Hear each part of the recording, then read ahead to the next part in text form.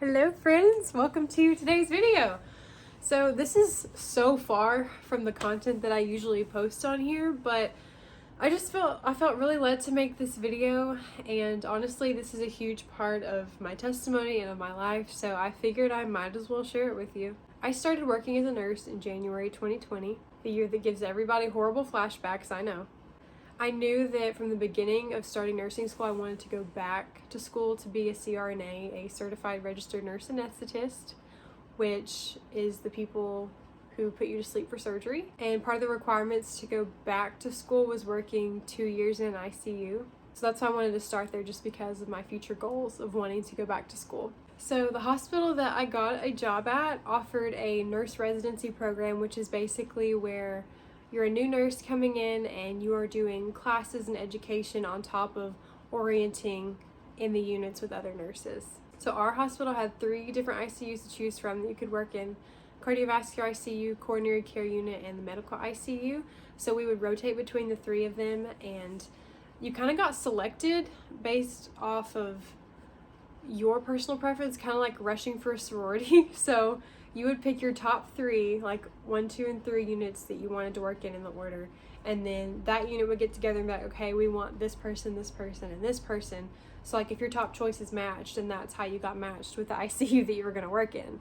So I rotated through all of them, and I enjoyed them all. The one I didn't want to go to was CCU because it was becoming the COVID unit. And everybody knew that. There was very few people who just wanted to go work in the CCU. Typically, the patients that they would get would be heart attacks and strokes, but now they would be getting COVID patients as well, and eventually COVID would take over that ICU. Me personally, I wanted to work in the MICU. I think that they got a variety of patients. Now, looking back, every ICU got a good variety of patients. I just wanted to be well-rounded so that if I wanted to go back to school, that I would have a broad experience of patients and knowledge from the different conditions that we were treating to be best prepared for school. So it seemed like the best choice to me. That's kind of where I wanted to go. That was my top choice. And like the day before our selection, where we found out where we were going, one of my nurse educators pulled me aside at the end of the day and said, hey, so one of your classmates is pregnant and she was going to go to CCU, but since she's pregnant, we're not going to put her there. We're actually going to put her in MICU. So you're going to have to go to CCU.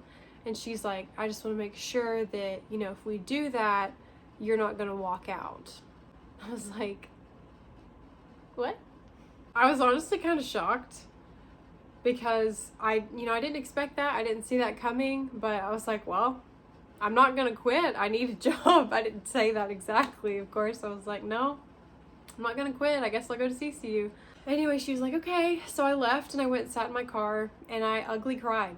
Okay. I ugly cried for a solid 5 minutes. And in my head, I was like, okay, I'm going to give myself 5 minutes to feel sorry for myself. And then we're gonna figure it out. We're going to move on. And that's basically what I did. I just sat and I prayed and I was like, God, why? I was like, why do I have to work in the COVID unit? And that was when the fear of COVID was way up here. No one knew anything about it yet. We weren't sure what was going to happen. So I was just there. I was like, I really don't want to do this, but we're here. And I trust in the Lord, and I trust that if this is where I am, then this is where the Lord has me, and this is where I'm supposed to be. So this is where I'm going to go. But don't be fooled by that, because this was not easy at all. None of it was. These were some of the sickest people I have ever taken care of, ever. We got to the point some months down the road where near the end of our shift, we had to chart if our patient was on a ventilator or not. And if they were, then we had to check mark this list of criteria, write out some lab values, their vital signs, their age, their diagnosis, their prognosis. So essentially, if it came down to having to ration out our ventilators, this questionnaire was going to be the guideline of who gets a ventilator and who doesn't. That's terrible. Okay, that's the point where we were at with resources. We just could not,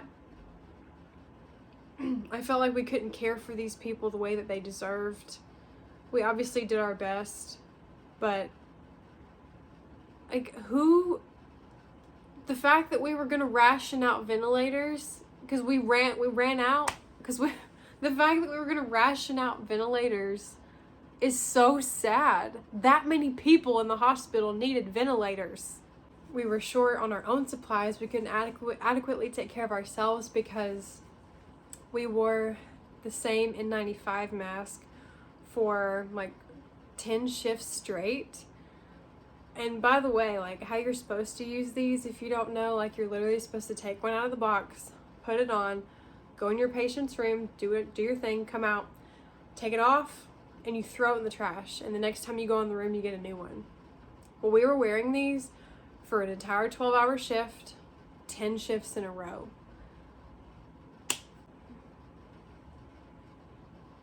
So not following the manufacturer's instructions on how to use these masks, I don't feel like we were adequately protected. And actually, for me, I found out a couple months into working with all these COVID patients, they do this thing called fit testing. They put a big bag over your head with your mask on, and they like squirt some solution there, and if you smell it or taste it, the mask doesn't fit properly. And we got these new masks, and they didn't make the ones that I was used to. Like, we didn't get that brand anymore, and this one was way too big for my face. So I couldn't work with these patients anymore because the mask didn't fit me. And the one that I had been using, I tested it as well, and I didn't do anything. Like, I smelled and tasted it right away. So I ended up working, I just kind of floated around the other ICUs for a couple months, and once patients would get out of their infectious window for COVID, I would, take over their care again. So, because at that point you didn't have to wear the N95 mask and all the other stuff, the PPE that you put on. Now, when I did travel nursing, they did have masks that fit my face. So I was doing COVID a lot when I travel nursed. Need some water. Honestly, wearing that mask for so long, it gave me the worst acne I have ever had in my entire life. And I was so self-conscious about it. I still have the scars from it. You can't really see it. I've covered them up really well, and they're not as severe as they used to be. But even after 5 years, they're still there. It was just a tough time, honestly. But I will say, even through it all, through these incredibly hard, physically tiring, emotionally tiring shifts, I had such a good team of people I was working with. Everyone was so helpful and so kind. And you basically trauma bond with these people, so you're really close with all of them. And I can't brag on my team enough for how kind they were to teach me as a brand new nurse, to lead me through what to do, to help me in emergencies. Like, I just really, really appreciated my team.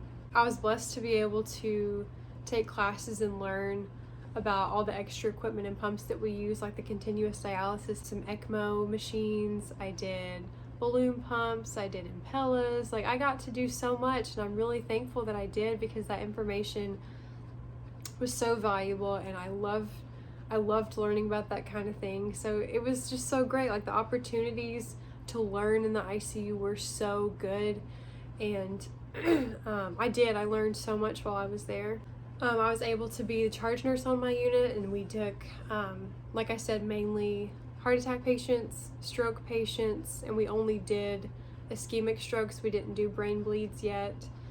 We eventually did become a neuro unit where we did end up doing brain bleeds at our hospital. We were like, it was like brand new for us. We were just learning how to do this stuff, and we became the heart attack, stroke, ischemic stroke, hemorrhagic stroke, COVID, neuro floor. Like, we had such a variety of things, and it was kind of tough learning all this and navigating where to put what patients where, but we did it. We learned. But honestly, shortly after we started doing neurosurgery in my unit, I learned that I did not like neuro. It was not my thing.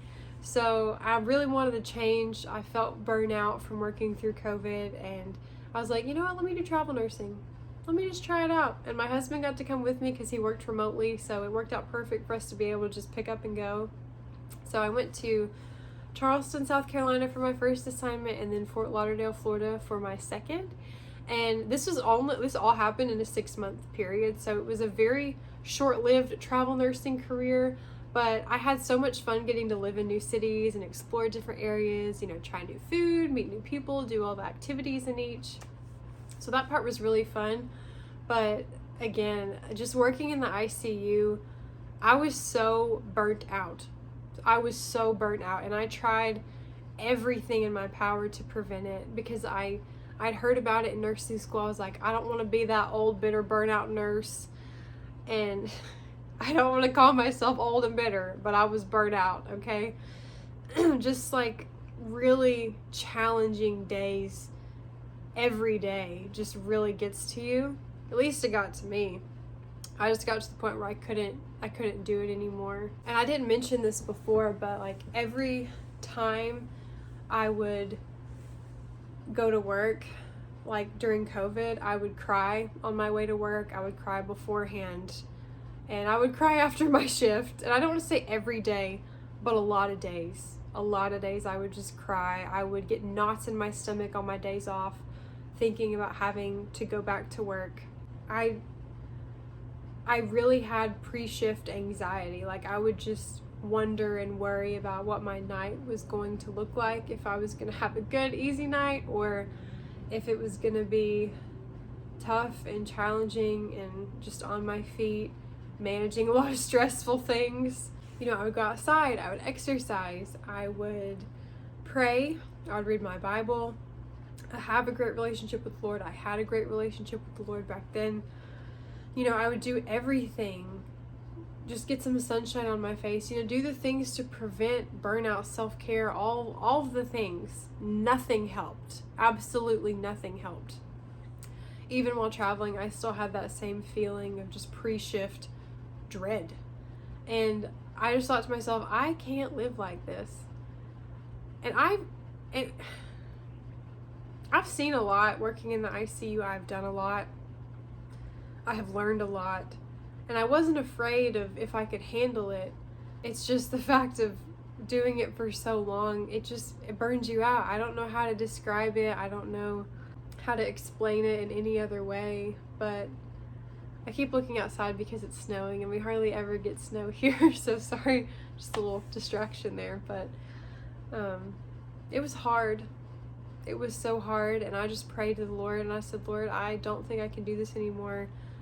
Please give me a job that I enjoy. I really want a job that I can enjoy. And I've been here for this long, and if you need me to stay for longer, I will, but please provide me a job that I don't hate, that I don't cry before going into work, that I don't absolutely dread going into. So the Lord gave me just that, honestly.